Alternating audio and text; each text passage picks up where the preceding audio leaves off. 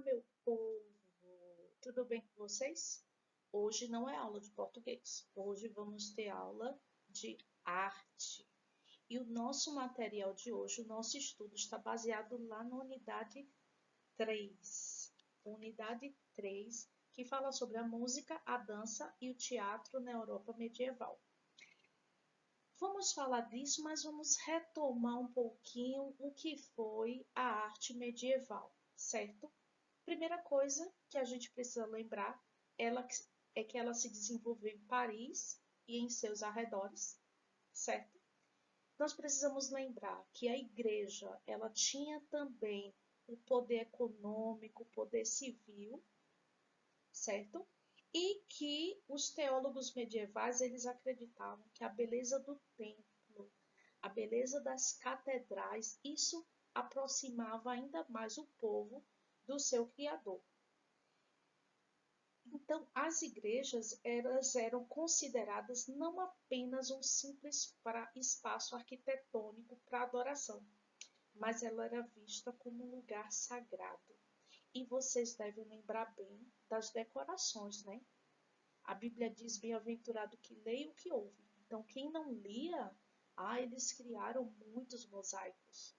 E todos os mosaicos nos interiores das igrejas, eles contavam a história, a vida de Jesus, os seus milagres, as suas promessas. Vale lembrar também que foi nesse período medieval que apareceu na economia uma classe chamada burguesia. E a atividade comercial foi crescendo e a igreja ela era a maior patrocinadora das artes. Por isso que a gente tem um grande número de obras de artes, todas elas refletindo os valores cristãos. Vamos então ao assunto de hoje, que é música, dança e teatro na Europa medieval. Vale lembrar que vocês devem acessar essas aulas sempre pela plataforma, combinado? Lá eu consigo fazer a sua chamada, eu consigo ver se você visualizou essa aula e lá também nós colocamos atividades e vídeos complementares. Então, quando você for acessar, se possível, acesse pela plataforma plural. Vamos então falar um pouquinho sobre o teatro medieval. Só vou colocar aqui meu apontador a laser. Teatro medieval. Gente, essa imagem que nós temos aqui no slide, vocês vão encontrar também lá na unidade 3 do livro de arte, na página 147. Como é que foi isso aqui, professora? Isso aqui foi uma ilustração que foi encontrada sobre cobre, certo? Para nos contar como é que eram feitas as encenações, como é que acontecia o teatro medieval. Vale lembrar que quem fez esse trabalho aqui não foi uma pessoa que estava lá. Através de relatos, ele conseguiu descrever, por meio do desenho, o que era o teatro medieval. Essa aqui é uma encenação da Paixão de Cristo. Como eu disse a vocês, a igreja tinha grande influência e ela detinha os maiores poderes nas artes. Então, aqui a gente vê a descrição. Existiam pessoas nas ruas, nós vemos ao centro aqui a figura de Jesus Cristo. A gente vê também Anás e Caifás, esses que têm esse chapéu aqui na cabeça. A gente também vê Pilatos, né? Aqui sentado, esperando esse julgamento. Nós imaginamos que isso aqui seja o julgamento de Jesus Cristo. E ainda tem alguém aqui, ó, com a tigelinha, para que Pilatos lave suas mãos. Então, aqui é um pouquinho, é uma imagem que representa bem aquilo que foi o teatro medieval. Veja que esse teatro ele não acontecia no interior de uma igreja, ele não acontecia no interior de um teatro. Ele era ao ar livre para que as pessoas pudessem ter acesso. Vale lembrar que o objetivo da igreja era trazer essas pessoas para perto de Deus, era levar essas pessoas para a igreja, para o caminho da salvação, assim como eles pregavam nesse período. Como representante de Deus na Terra, a igreja ela tinha muitos poderes. E a igreja supervisionava até a dança, o teatro e a música nesse período. Mas é claro, e você já sabe, né, que tinha sempre um jeitinho de burlar as situações e também existiam coisas que eram proibidas pela igreja, como o teatro profano. Quando a gente fala em teatro profano, dança profana, era aquilo que a igreja não concordava, aquilo que não estava dentro dos ensinamentos bíblicos. Nós temos alguns gêneros religiosos do teatro na era medieval. Aqui nós temos pelo menos dois. O primeiro deles, o auto sacramental. O que era o auto sacramental? Eram todas as encenações que nos apontavam para o sacramento, ou seja, eram encenações de alguns temas bíblicos, como o batizado, o casamento, a unção de enfermos, a penitência. Então, esse era o gênero auto-sacramental. Mas nós também tínhamos o gênero drama litúrgico. Esse daqui tinha que acontecer com música. Normalmente, eles aconteciam nos interiores das igrejas. Essas encenações eram acompanhadas de muitos instrumentos musicais, ok?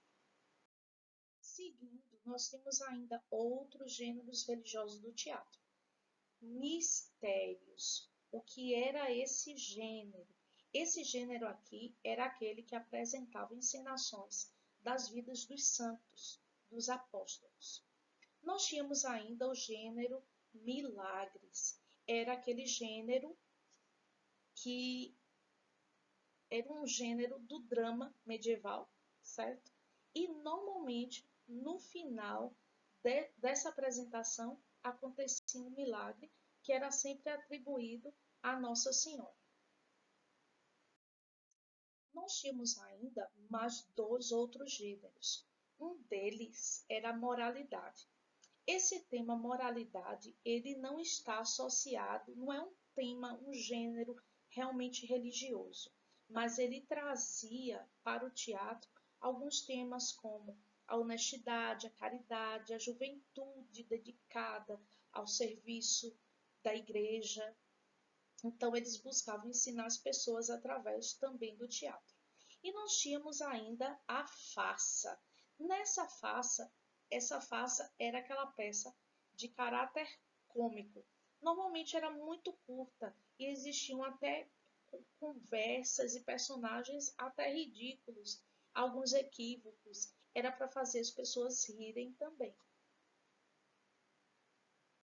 O teatro medieval ele começou a crescer e a se desenvolver com o passar do tempo, principalmente porque surgiram os primeiros grandes festivais.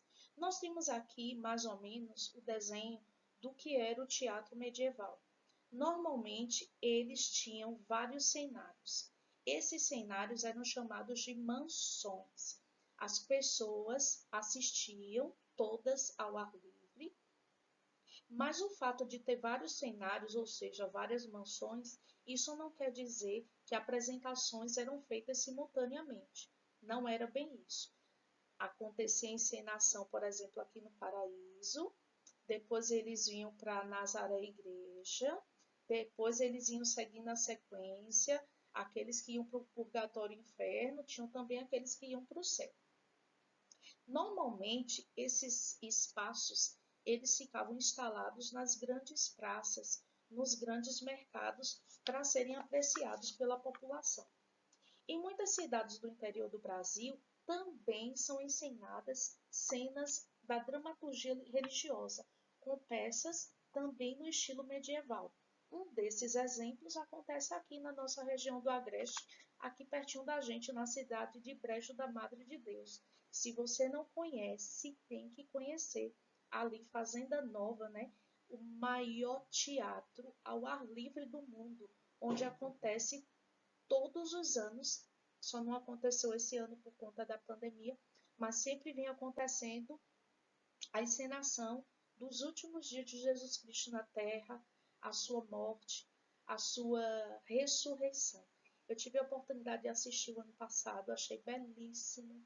Me arrependi muito por não ter ido em anos anteriores, né? Mas graças a Deus eu conheci e espero poder voltar lá ainda numa outra oportunidade. Então, as cidades aqui da nossa vizinhança, você mora em Caruaru, você sabe bem disso, recebe turistas de vários locais do Brasil e até mesmo do exterior.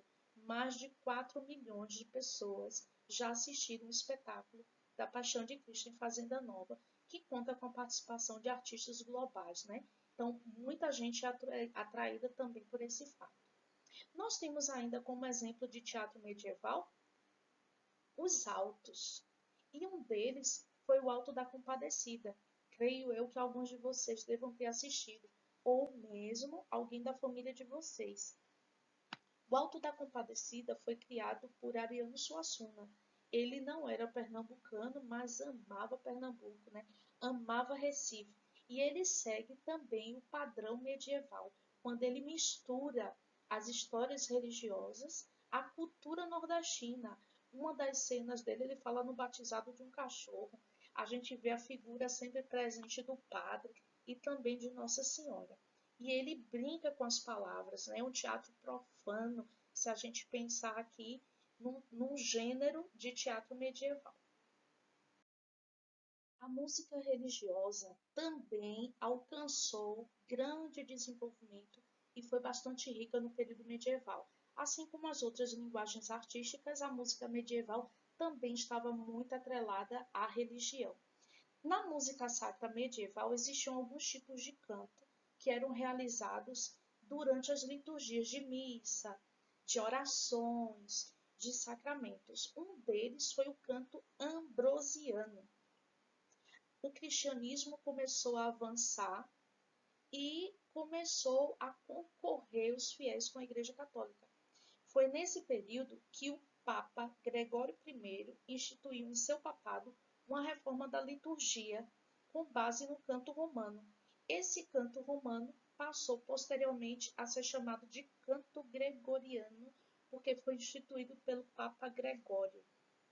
Até os dias de hoje, existem igrejas, aqui em Pernambuco nós temos uma ali no Alto da Sé, em Olinda, em que esse canto ele é composto por homens, é apresentado por homens, que se apresentam em uníssono, ou seja, todas as vozes juntas, e eles cantam em latim. Se você ainda não teve a oportunidade de conhecer, está perdendo muito. Deveria ir lá conhecer. Na primeira oportunidade que tiver, lá no Alto da Sé, em Olinda. Além desse canto gregoriano, a gente também tinha os trovadores. Esses trovadores executavam também músicas muito bonitas, só que eles inovaram com a apresentação de outros instrumentos. Eles colocaram aqui o alaúde, a harpa, a flauta, e a música cresceu muito nesse período e passou a fazer parte da liturgia da igreja. Assim como todas as outras linguagens artísticas, a dança, no período medieval, ela também estava intimamente atrelada à igreja. Essa dança, ela até foi presente nos templos, mas com o passar do tempo, ela começou a ser vista como algo indecente e imoral. Talvez o motivo disso seja que a dança, ela usa o corpo das pessoas, né? Os movimentos. A dança medieval, normalmente, ela acontece em grupos que dançam a coreografia pré-estabelecida, né? Eles ensaiam para que aquilo ali aconteça. Só que existiu um concílio em que os padres se reuniram juntamente com o Papa e eles proibiram essas danças. Eles acabaram determinando que essas danças elas eram indecentes, que elas eram profanas. E o que acontece? Essa dança ela continuou a acontecer às escondidas, né? Fora dos espaços religiosos. E tomou conta, né, da sociedade. Quem é que não gosta de dançar?